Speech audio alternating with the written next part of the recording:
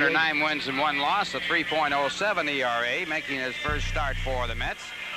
At timeout, he works. And this one dragged out to the first base side. A great bunt by Backman, and all hands are saved.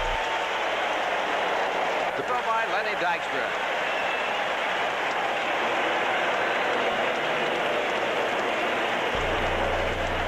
Well, that'll drive you nuts if you're a manager. What a way to score a run. Double play. The guy goes to third, and he scores on this ball, getting by Ozzie Virgil.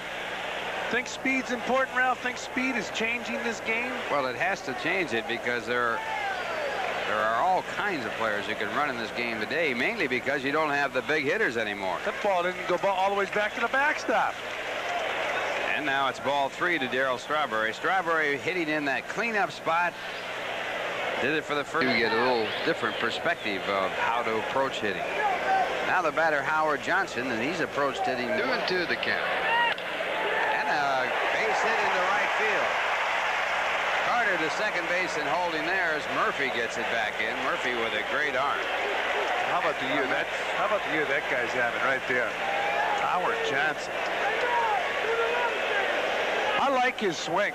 He went out and pulled that fastball that was out over the plate. And ball getting by Hubbard here. Now here's Carter heading towards second. Now he'll pick up the third base coach in a hurry. Some of your real fast runners they'll know when the ball goes in the outfield, they know what they have to do. Very high strung. And he walks him on 4 pitches. So the pitcher walks, and the Mets get a run, and they take the lead 2-1. Well, we mentioned how high-strung O'Neill is, and the thing, it'll really hurt his career if he's not careful, because obviously leaving the major league scene the way he did, as you look at Chuck Tanner, he's going to have problems unless he calms down right there, walking the pitcher, which is a cardinal sin. Now here's his reaction.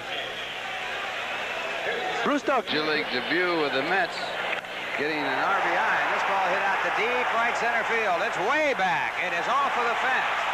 1 run scores, 2 runs score, and the Mets lead it by a score of 4-1 as Len Dykstra doubles to deep center field, driving in Howard Johnson and Rafael Santana.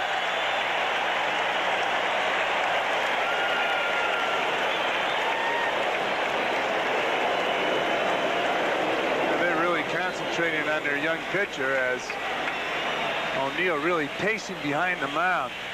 It takes certain players just a moment to calm down, but obviously O'Neill's going to take a while. Here's Dykstra hitting that ball a long way. Short hops that right center field wall, and saw Howard Johnson score, Santana scoring, and runners still on second and third with in the batter. And this curveball hit in the air deep enough to score a run. Back is Deion James, and he makes the catch in deep center. Both runners have tagged. Schultz scores from third. Dykstra goes to third. And the Mets lead it by a score of 5-1 as Backlund gets a sacrifice fly and a run batted in.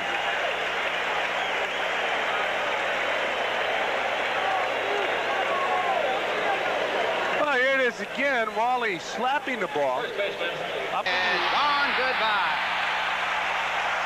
Lenny Dykstra, who was the recipient of one of those brushback pitches, returns the favor. A 2-run home run, and the Mets lead 7-1. Well, Ralph, if there's any way to answer a pitcher who's thrown at you or intimidated you with a fastball inside, Lenny Dykstra shows you what to do. You answer with your bat. Early in the game, Cram was asking me if I ever charged the mound. When I played, you didn't charge the mound. You tried to do this, come back and get him the next time. Lenny Dykstra certainly did that.